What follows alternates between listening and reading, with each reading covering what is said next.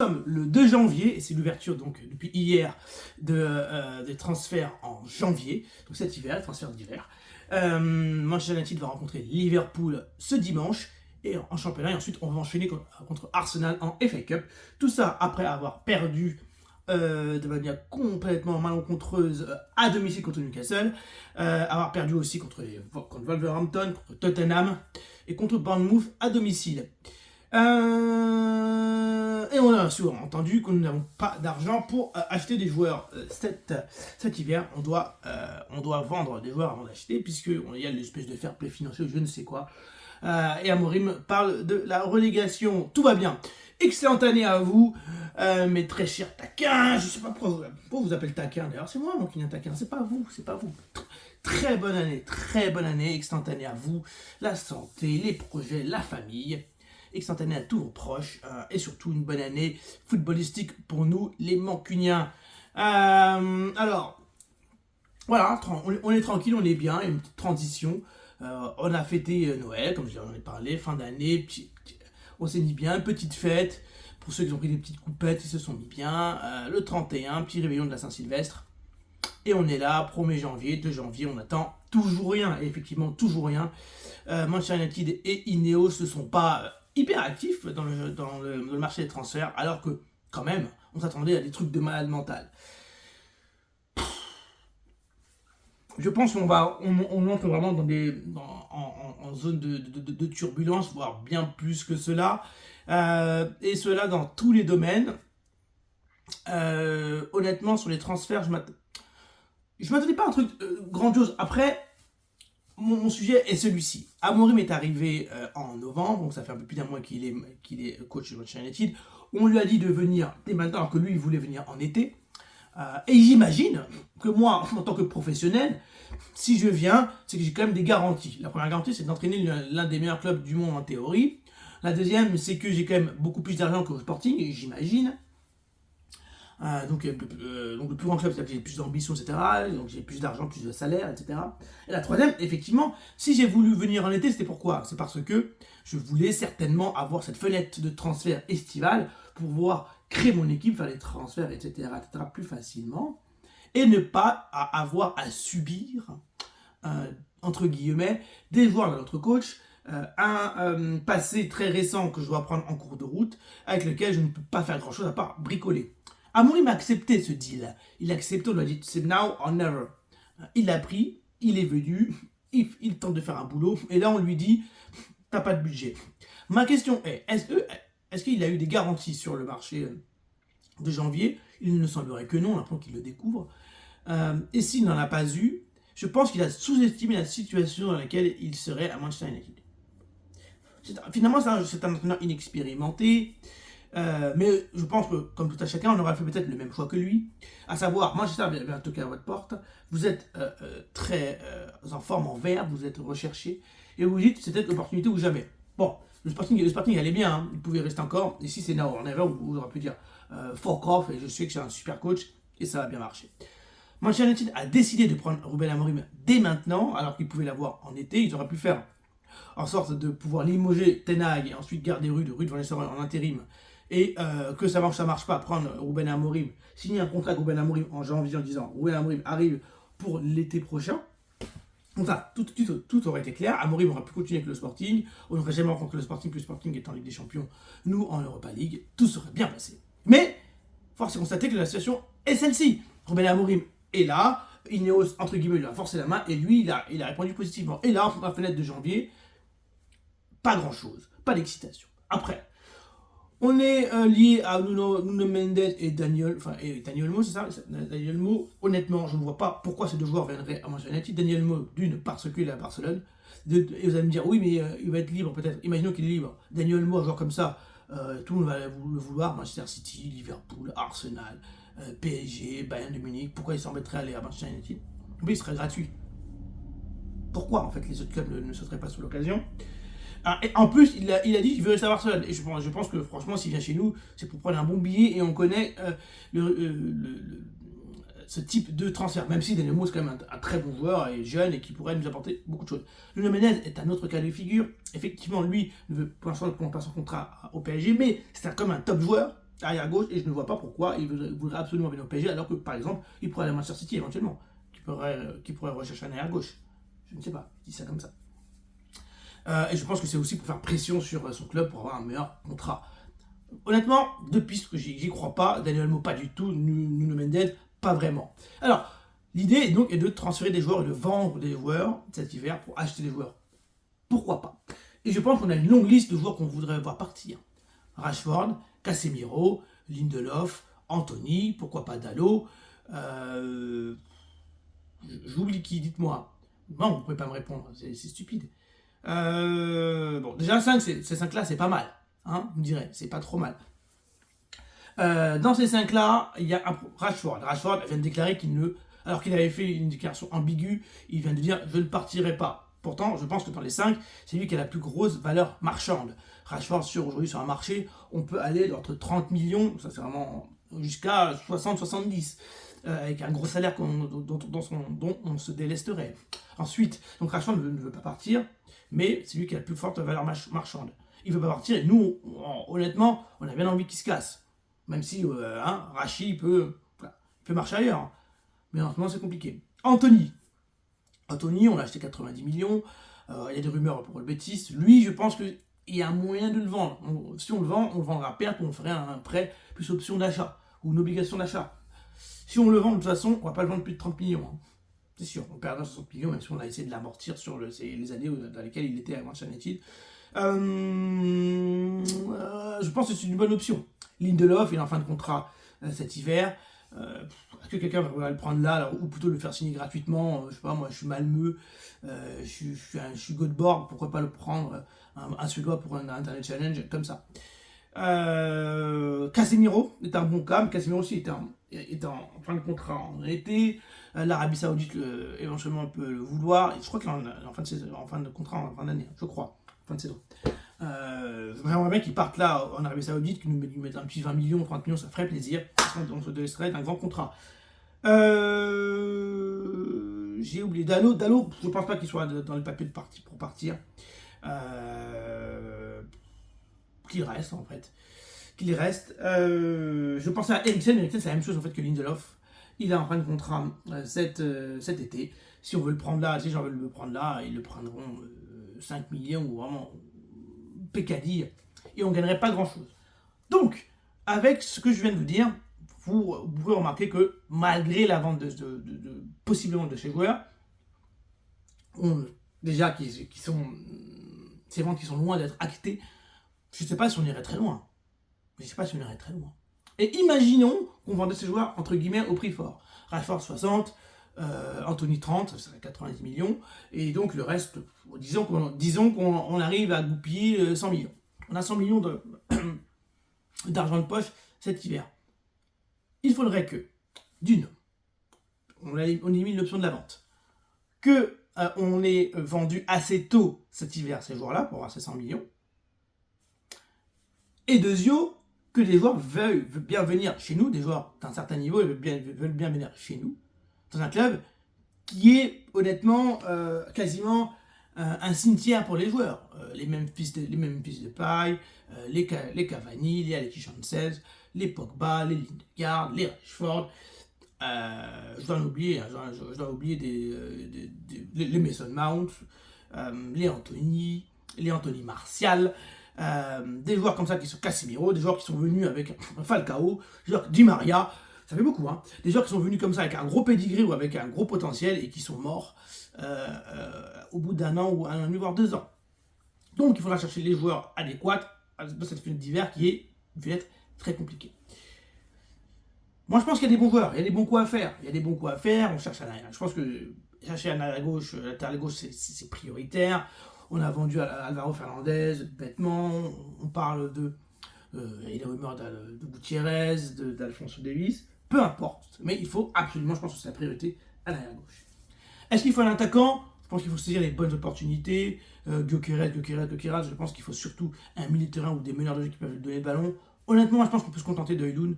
Je n'aurais aucun problème avec ça. Je pense que Højlund peut faire le taf, même si il doit progresser, mais je pense qu'il peut faire le taf et mettre 100 millions sur Gyökeres sans penser à la construction derrière lui. et serait une erreur, et serait peut-être même mettre Gyökeres en difficulté. Le cas Zirkzee, bien entendu, est-ce qu'on doit le vendre, le prêter? On voit bien pour l'instant qu'il ne fit pas, mais vous savez, des renaissances de joueurs comme ça, on connaît le cas de Rafinha au Barça, qui était un moins qu'un qu'on critiquait quand c'était un joueur moyen. Maintenant, il est top 3 mondial, avec Salah, Vinicius, lui. Actuellement, je veux dire, actuellement, dans la période actuelle. Donc, il y a des gens comme ça qui peuvent d'un coup rejaillir si le club va mieux, etc. Est-ce qu'on y croit à Joshua Zirkzee? Moi, j'ai un peu de mal à croire à Joshua Zirkzee. Bon, techniquement, un peu lent. Phase compliquée, il s'est fait remplacer la dernière fois. Dur. Donc, en tout état de cause, on est dans la merde. On est dans la merde. Parce qu'on est d'accord, on est obligé de changer. On est obligé de changer quelque chose dans l'équipe, et notamment des joueurs. On est obligé de mettre des nouveaux joueurs, mettre de la nouvelle énergie, et on n'a pas d'argent. On va avoir du mal à vendre, comme d'habitude, même si on a réussi à bien vendre cet été, pour la première fois, bien vendre pour nous. Et viser des très bons joueurs qui peuvent faire une vraie différence. Et aussi, une vraie différence à court terme, là, maintenant. C'est dur, hein. Chercher des très bons joueurs, là, maintenant, pour un club comme Manchester United, dans le contexte dans lequel nous sommes, franchement, c'est chaud. Moi, je pense qu'il faut viser des joueurs en première ligue, des joueurs comme Cunha, qui nous a fait très mal. Des joueurs comme ça, des joueurs, des Cunha, des Eze. Moi, vous savez, je me dis, avec Eze, on va mettre un billet, hein, on va mettre du 80 millions. Cunha, on va chercher à peu près pareil, hein, 60, 70 millions, 40 millions, 40 millions au minimum. Hein. Donc, si tu as du Cunha, si tu as du Eze, tu prends un arrière gauche, imaginons qu'avec Nuno Mendes, honnêtement, on a une équipe, on n'a pas besoin de virer Youn. On a une équipe sympa, hein. On a viré Anthony, on a viré Rashford, on a une équipe très sympa avec ces 3 joueurs, hein. Très sympa, qui peut refaire un peu surface, même si on finit 10e, 8e, pas grave, et je pense que j'ai confiance ensuite après. L'autre problème que je vois, c'est que aujourd'hui, j'ai l'impression qu'Amorim fait tout. Amorim fait les conférences de presse, il est coach, il commence à avoir la barbe grise, les cheveux gris, il commence à avoir du mal, il a mal au dos. Ineos ne parle jamais. Sir Jim Ratcliffe, avant d'arriver, c'était grand communicant, on va faire ceci, cela, on n'entend plus parler ces gars-là. On a des Omar Berrada, on a une dream team, hein, de dirigeants, on les voit jamais, ils ne parlent jamais, ils communiquent pas. Je comprends pas pourquoi ils ne prennent pas la parole. Amorim doit tout faire. Hein. Formidable, hein. Il doit tout faire. Il communique, il est directeur de communication, il est coach, directeur sportif, il doit tout assurer. Où est la direction? Où sont les grandes directions de ce club? Je vois pas où Manchester va en fait aujourd'hui. Je vois pas l'identité. Quand je vois pas l'identité, je vois pas le projet Manchester United. Je le vois même pas. Après, vous allez me dire c'est un peu tôt, il vient d'arriver. Certes, mais il n'y a même pas des bribes. On a l'impression que le projet Manchester United s'est cassé, recassé et recassé. Après, le temps, je pense, fera son œuvre, forcément. Tout va s'installer. Il faut du temps et ça fait pas longtemps qu'ils sont là, hein, finalement. Et comme tout business, le temps est important, la construction est importante. Mais dans un club comme le nôtre, et notamment la situation dans laquelle nous sommes, forcément ça urge et on est là à tout secouer. Moi j'ai confiance en Amorim, mais comme je dis dans un commentaire, il faut que Amorim soit accompagné d'une structure forte et qui va dans son sens, qui lui donne de l'argent notamment, qui a une vision et qui l'aide dans les interviews, dans donner une stratégie, mais aussi des joueurs sur le terrain.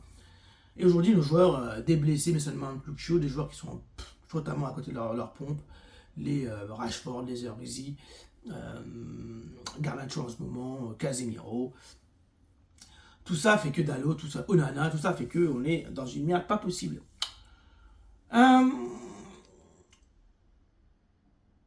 On a connu des équipes en difficulté. Le Milan, le grand Milan est en difficulté il n'y a pas si longtemps que ça. Et honnêtement, si j'étais aujourd'hui dans la situation du Milan, je serais très content. Ils jouent avec des champions, ils sont dans les 4-5 premiers de leur championnat. Même s'ils ont des joueurs d'un level moyen fort, c'est déjà pas mal. Il y a une construction, on essaie d'avancer. Ils essaient d'avancer pas à pas, ils essaient de revenir. Ils sont un peu revenus quand même, mais c'est pas le grand Milan des époques qui est le seul club équivalent au Real Madrid quasiment, hein, en termes de palmarès. Il faut prendre du temps. Barcelone, il n'y a pas si longtemps que ça, c'est Barcelone était dans une merde pas possible. Quand je dis une merde entre guillemets, ils avaient quand même Depay, Aubameyang, Braithwaite en attaque. Je sais pas si vous imaginez. C'est un truc de ouf quand même. On avait des Langlais, on avait des Langlais en défense, des Christiansen titulaires, au calme. C'était ça leur équipe. Braithwaite était numéro 9 chez eux. Depay et tout ça, attaquant. Mais avec leur ADN forte, avec les socios, avec aussi l'attrait pour l'Espagne et l'attrait pour ce club, et aussi quelques petites magouilles financières à droite à gauche, ils ont réussi à ramener des très bons joueurs, aussi avec l'éclosion de jeunes très forts, Pedri, Gavi, Yamal, bien entendu, Lewandowski qui est venu, Rafinha qui s'est affirmé. Ils ont réussi quelque chose au Barcelone d'assez intéressant, même s'ils n'ont jamais été au fond du trou, je veux dire, lors de ces 10 dernières années, comme nous. Ils ont été au fond du trou, mais c'était plutôt il y a 20-25 ans, avec l'équipe de Luis Van Gaal. Et on peut faire ça, on peut essayer nous de revenir. Liverpool a eu un moment le trou, ils ont été 6e, etc. Ils sont revenus là, ils arrivent à faire des bonnes choses. Chelsea, ils arrivent à faire des bonnes choses là. Si Liverpool reste dans les 4 premiers, on peut quand même être dans le creux de la vague et revenir. Mais nous, ça fait 10 ans. 10 ans, on est déjà, parce qu'on a eu quand même une 2e place, une 3e place. On traîne là, on traîne ici, mais c'est pas assez régulier pour dire qu'on est vraiment revenu à un rythme de croisière intéressant. Liverpool ce dimanche, on en reparlera. Après la claque qu'on s'est mangée. D'abord la claque qu'on s'est mangée par Newcastle, où il y a vraiment un déficit de talent, mais aussi on sent une défaillance mentale, on a une vraie chute mentale en vrai. Quand Newcastle a senti ça, on voit en fait que même si on n'est pas très fort, on est encore moins fort que ce qu'on devrait parce qu'on a lâché quelque chose, on a lâché mentalement et donc les joueurs sont encore plus mauvais que ce qu'ils doivent l'être. Zorgi n'est pas si mauvais que ça. Casemiro aussi, Eriksen, mais là contre cette équipe de Newcastle, le Mitterrand s'est fait déchirer, Onana est perdu, et il faut absolument retrouver des forces mentales. C'est d'abord mental, avant tout mental, et Liverpool est peut-être un match intéressant, parce qu'on n'est pas du tout favori, parce qu'on est à un moment où on peut, comme on a fait il y a 2 ans, une super performance 3-0-0 chez eux, c'était l'année dernière ou il y a 2 ans, avec Ten Hag, on peut retrouver des valeurs collectives, morales, mentale lors de ce match et faire 2-3 trucs intéressants parce que Liverpool, pour eux, tout le monde dit on va se faire rouler par Liverpool 4-0, hein, tout le monde le pense. C'est là que ça peut être intéressant, qu'on peut sortir notre aiguille, notre quoi. En tout cas, on peut faire quelque chose d'intéressant pour contrer les velléités de Liverpool et faire un petit 0-0, un petit 1-1 intéressant qui pourrait nous relancer et ne pas trop nous enfoncer dans le championnat. Avec quoi? Avec du matos, Bruno revient, Ugarte sera là, Mainu, peut-être mentalement est bien revenu après son entrée, on a perdu. Est-ce que Garnacho peut retrouver du cran? Parce que moi je disais au début de saison, Garnacho, même si on critique, c'est quelqu'un qui fait des choses, il fait des trucs, il fait rejaillir des choses, il agit, il crée des choses. En ce moment, même quand il rentre, il crée plus rien. Donc peut-être que là, c'est des matchs où Garnacho peut briller dans des gros matchs comme ça, il aime bien.